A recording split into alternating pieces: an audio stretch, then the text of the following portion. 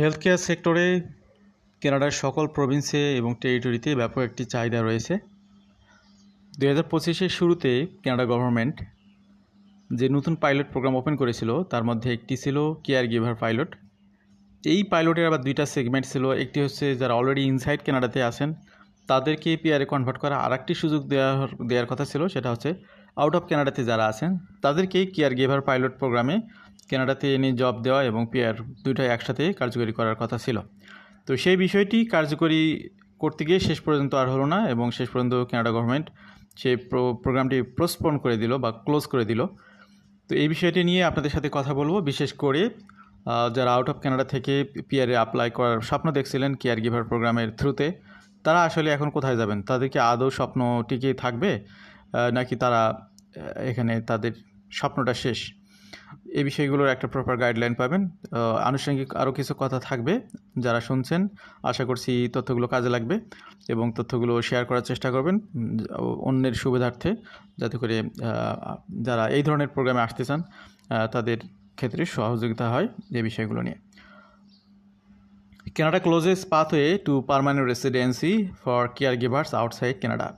তো পুরো প্রোগ্রামটা ক্লোজ হয়ে যাচ্ছে তা কিন্তু না, মূলত আউটসাইড কানাডা থেকে যারা কেয়ার গিভার প্রোগ্রামে পিআর প্রোগ্রামে আসতে চাচ্ছিলেন, আমাদেরকেও মাঝে দিয়ে অনেকেই নক দিয়েছেন এই ধরনের প্রফেশনে যারা কাজ করতেছেন। তো তারা যদি শুনে থাকেন এই বিষয়টা তো ক্লিয়ারলি বুঝতে পারলেন যে আপনি আউট অফ কানাডা থেকে এই বিষয়ে খুব বেশি সুবিধা করতে পারবেন না। তো কানাডাতে এন্ট্রি করে অবস্থান করে দেন আপনাকে পিআরে ট্রাই করতে হবে, অন্তত কেয়ার গিভারের ক্ষেত্রে, সেটা আপনি বুঝলেন। তো আনুষঙ্গিক কিছু প্রোগ্রাম আছে যেগুলোতে আপনারা কোয়ালিফাই করতে পারবেন, অবশ্যই আমরা সেগুলোতে আসবো। The applicants not working in Canada Stream of Canada's Home Care Worker Immigration Pilot (HCWP) is now closed, according to Immigration, Refugee and Citizenship Canada official website. At the inception of the Home Care Worker Pilot, both home support and child care options for these pilots were to feature an intake for applicants not currently in Canada, with more information promises at a later date.